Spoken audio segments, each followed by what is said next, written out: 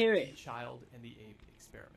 Have you ever seen those cute videos of, new families, a young couple and they have a baby and they have a puppy and the puppy and the baby are playing together? Yeah, the ape and the child experiment is basically the worst possible version of that. This experiment takes place in... Okay, why would the parent like get an ape in the first place? Like that makes no sense to give the child an ape. I mean, I don't know, cause I've have y'all seen that 911 call where it's like the ape is like ripping off the friend's face or something like that. That shit was scary. It's crazy. It scared the fuck out of me when I was a kid.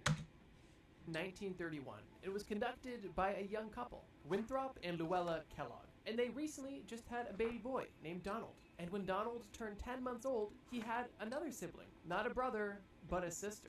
However, this sister was not biological, or even related by species. This sister that he was given was a 7-month-old chimpanzee named Gua. Winthrop Kellogg was a psychologist who specifically worked on the psychology of animals, primarily dolphins, rats, and birds. And him and his wife decided that it would be best to take their work home and to up the ante by not only experimenting with a chimpanzee, but also by effect their own child. The couple planned on documenting this entire experiment that they were about to What begin. the And the specific fuck? point of this experiment was to study the environmental influence upon early behavior. Which, what that really meant was they wanted to see if they raised a baby and an ape the exact same way at the exact same time, if they could get a similar outcome. And Why wouldn't they you can just do it probably separately, though? already see where this is going. It's speculated that they initially thought that this experiment would be relatively harmless, and that their child would simply be a baseline to refer to when it comes to early education. And only the chimpanzee would be tested on, because only the chimpanzee was being treated differently, right? The child hanging out with the chimpanzee wasn't going to be affected by this. Well, I won't spoil it, but it wasn't fully accurate. Interestingly, the Kellogg's thought they were doing the moral thing, because initially they actually wanted to test the opposite. They wanted to see what the effects of having a child grow up in the wild would be. But because it's extremely dangerous and unethical to leave a baby in the woods, they're like, Who oh, the well, fuck? why don't we just take an animal and put it in a human condition to see exactly how smart a chimpanzee can be and what their true natural potential would be if they were raised as a human. What the When you fuck? put it in that perspective, Who comes it up with this may shit? almost kind of seem logical, right? It doesn't seem Regardless, logical after at Donald and all. Gua were introduced, the tests began. And over the next 9 months, there was full-time grueling tests taking place between Gua and Donald to see exactly how a baby chimp and a baby human would compare and develop, as they were both being treated the exact same as a normal baby would. Although, was Donald really being treated like a normal baby? They likely never had the time to ask that question, because over these 9 months, there were so many experiments, tests. Dude, just imagine when he grows up, though. Or yeah, it's a he. Imagine when he grows up. Like, do you think that like fucked with him like that's is it size?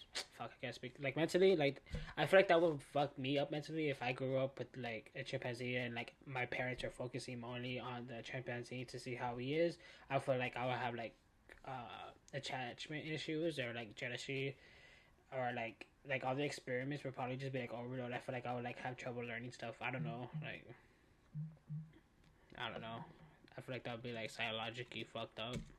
I said the word. Practices. There was literally no time to think about anything besides the daily tasks. Winthrop, during this time, literally took a leave of absence from his job to focus on this experiment full time, and even moved his family down to Florida to be closer to the university where he had gotten this chimp and where he would be submitting his research. Now, after 9 months of daily testing and analysis, the experiment was mysteriously stopped. And while almost every aspect of this experiment was relatively well documented, the reason for why it stopped was not, which led to a bit of speculation. One primary belief is that they ended the experiment due to the rapid growth of Gua compared to Donald. Obviously, animals develop a lot faster than humans do, and in 9 months, Gua could have doubled or tripled in size, making her possibly dangerous to baby Donald. Of However, course. another leading theory is due to the fact that Donald was picking up more chimpanzee tendencies than the Kellogg's would have liked. Imagine This is that. supported by some of the documents that the Kellogg's made. They even admitted near the end of the test that Donald was behind when it came to communication, and really only had a very small vocabulary of words and wasn't babbling much, and typically would only mimic the noises that Gua would make. Regardless of What the the reason, hell? after 9 months, the We're just experiment was stupid. closed. And while the experiment was well documented and completed at this point, the story doesn't end there. Because unfortunately, only a year after Gua was returned to the facility that she was taken from, she passed away from pneumonia. And Donald, on the other hand, was reported to have suffered from social and emotional issues through his young and adult life. That's what I was saying. and even ended up taking his own life at the age of 43. At this point, with the experiment basically being almost 100 years old, it's kind of up to speculation to try to understand if the parents knew that Donald would simply be a control for this test that they were doing, or if they knew that this experiment could potentially have detrimental side effects to their own child. But regardless, it happened, and now we know the consequences. And unsurprisingly, the ethics of this experiment were widely criticized, specifically because they used their own human child in such a strange and long-lasting experiment. I get it, like, if he was a little older, what the heck? Useful in scientific research of animals and humans, one has to ask themselves, is it worth experimenting on your own child? Is it worth experimenting on any human?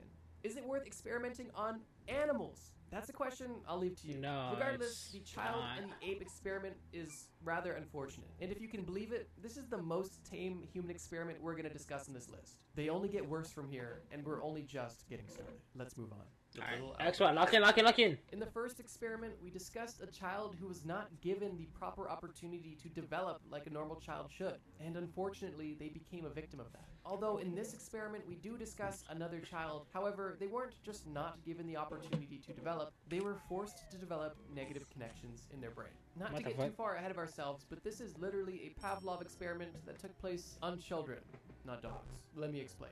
The Little Albert experiment was conducted by John B. Watson and Rosalie Rayner and took place in 1920. And the point of the Little Albert experiment was to see if they could condition children to fear something that would typically not provoke fear. Already off to a great start. Watson famously claimed that if he was given 12 newborn children, he could condition them in their... Who's letting these old people do experiments on babies? Upbringing to turn them into any sort of person you could desire. A lawyer, a doctor, a murderer. Anything you wanted a person to be, you could condition them to become that during their early years. I definitely do not think we should be giving John B. Watson any children. Regardless... That's what I just said. Like, who is giving this old man a fucking kid to raise and be like, oh yeah, I'm gonna raise him to be a doctor? It's not up to the parent what the child is gonna become. I mean, you can guide them in that direction, but it's not gonna definitively give the child to grow up to be that. You know, I mean, it has to be on the person itself and, like, let it grow into what it wants to be, make the decisions of what it wants. But you can't definitively say, okay, I can raise this child to be something, unless you're... I can't say that. In the 1920s, somebody did. Watson was able to get his hands on a 9-month-old baby, known as Albert, for his experiment. Watson planned on using classical conditioning methods, also known as Pavlovian conditioning, because it was the same method that Pavlov used to condition dogs. The experiment began with little Albert... Yes, but that... It's dogs! It's dogs. Baby humans are different than dogs. Right. Yes, we may shit, right? But we have a diaper. Dogs don't have a diaper. Fucking dogs. We scream. Dogs bark.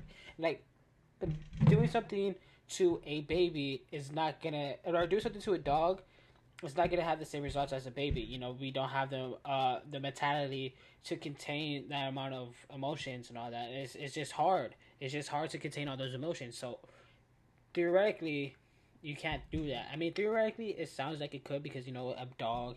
It's just honestly, theoretically, it's not. I don't. Let's stop doing human experiments on babies, and that's why they stopped doing it, because it makes no sense at all. Let's log back in. Albert being placed in a room. Watson, his partner, and a rat were all in this room together, and Watson and his partner simply watched how Albert and the rat would interact. At first, they weren't interested in each other, until Albert decided to reach out and touch the white lab rat. It was at that point when Rosalie would strike a metal bar with a hammer, making a loud and scary noise, which would obviously upset Albert. And they would continue to do this time after time in this room every time Albert decided to reach out to the lab rat, until the point where Albert wanted nothing to do with this lab rat. Albert had associated this lab rat with a scary, unpleasant experience. And because of that, this lab rat that he was curious about, he was now afraid of. And not only now was this little Albert afraid of mice, but his fear began to become generalized. They learned this because after the experiment, when they handed Albert a teddy bear, Albert also rejected and gave the same reaction to this fluffy teddy bear that he did to the mouse. And it was theorized that at that point, it wasn't only the mouse that was triggering this negative reaction, but it was any fuzzy object that resembled the white mouse to the fake. What did they think was gonna happen? What did they think was gonna happen?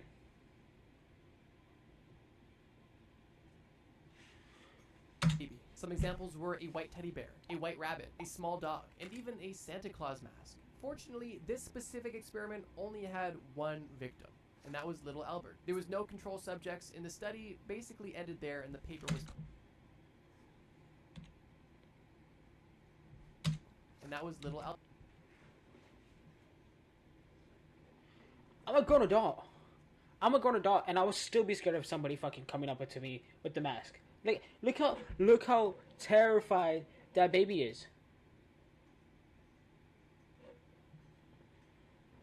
What? There was no control subjects, and the study basically ended there, and the paper was published. And while that alone has obvious ethical flaws, once again, the story does not end there. Because Watson was now able to prove that he could condition a child, so what did he do next? Well, naturally, he decided to condition his own children. But he didn't condition his children for fear, but he did have some very interesting parenting philosophies. One of his most popular parenting philosophies was the thought that children should not be given too much attention. Watson believed that you should limit the amount of affection you showed your children. That meant, during the day, limiting hugs, no kisses, minimal affirmation, and minimal attention. He literally said that you shouldn't play with your kids because it would disrupt their routine. As if... What? No. If you're a parent, give your attention to your child, right? I mean, it doesn't have to be 100% of your attention, you know, because you still gotta do with your wife or your husband, you know, like give them attention to. Don't, you know, stop giving your spouse your attention. But if you're gonna have a child, give your child the attention that it needs. Don't think, oh, he doesn't need all my attention, or, you know, like I'm busy, you know that. If you're gonna have a child, make time for your child. Children have routines. He also was a big proponent of sleep training, basically just letting your baby lay in the crib until it cries itself to sleep. Watson believed in all of this, and because he believed this and believed it to be good, he used all of these strategies on his 4 children that he had. Keep in mind, Watson claimed that if he was given newborn children, he could turn them into anything he wanted. So what do you think ended up happening to his 4 children? Let me tell you. Watson's son John suffered from unexplainable migraines and died in his early 50s. His daughter Mary struggled with alcohol abuse almost all of her adult life and attempted to take her life multiple times. Watson's other son James also attempted to take his life, and Watson's 4th child William did take his own life. Candidly, I'm not a parent, but I think it's safe to... Remember, guys, suicide is not always the answer. It's never the answer, actually. It's never the answer. Reach out to somebody. There's always going to be somebody there for you. And if you feel like there isn't, I think the number is 988, I believe. I gotta look that up. But there's always somebody to reach out. Suicide is never the answer. No matter what you're going through, suicide is never the answer.